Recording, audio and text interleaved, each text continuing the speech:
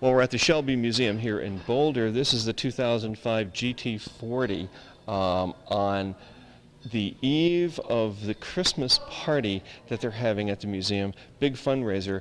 The interesting part is this car is being debuted here in Boulder. It's one of three. It's actually the one before they start making them into production this spring. This is Bill Murray. Hi, how you doing tonight? Good. Well, so I mean, you restore these cars, right? Yeah, it's my job to take care of these cars, restore them. If we get a car that's in poor condition, which usually they are after 40 years, and then I build them back up and take care of them so we can race them.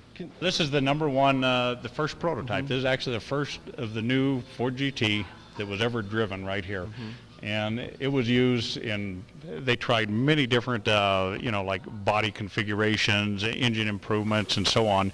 And they've logged, thousands and thousands of miles on test tracks like at Dearborn and various tracks around the country. However, since it's going to be available for street use, it's a little bit taller, a little bit longer, a little more comfortable inside than the originals were. Yeah, no, they're very similar. And if you were to look over here, say at this black one or blue one, the basic shape is the same. The 5.4 liter, it's the similar engine that's in the Ford Lightning pickup, the SVT product, except for they've given it more horsepower. It's a 32 valve engine, and the horsepower is roughly about 500 horsepower. All the chassis is made out of aluminum. It's all extruded aluminum. This one right here, a lot of these joints were temporary because this was one of their first ones they were building. Now they have actual forgings that they weld the channels and the extruded pieces into, so it's a very good, sturdy, stiff. Oh, it smells like a race car. Oh yeah. Oh yeah, you can feel. Look at this. It has a. You got the dead pedal in it. Oh yeah, and look at this. This is nice, huh? Look at this, and here's the shifter. Oh yeah, it's a 6-speed.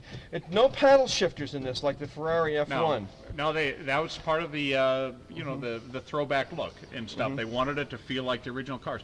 For instance, like you have the key to turn the ignition on. Yeah. But then they have a push button to actually start the engine. Oh yeah, right. So here. right, so it's a neat feature, and people really like that when they see the production cars. Look at this. When you get into a race car, you know you're in a race car. Of course, you want it to be like this in your race car because you don't want anything to burn if you catch on fire. Right, and you want things that are easy to work on, easy to remove, and so on. Here's fire extinguisher right here. This is actually the car that won Le Mans in 1966. This is the car that won. This is the car. How much is this car worth? Yeah, and right next to it's a car that got second place. How much is this one worth? Probably about $3 to $3.5 million. $3 to $3.5 million. And that one over there? That's worth about the same, because that car won the 24 Hours of Daytona in '66. So they all have good history, very good, rich cars here.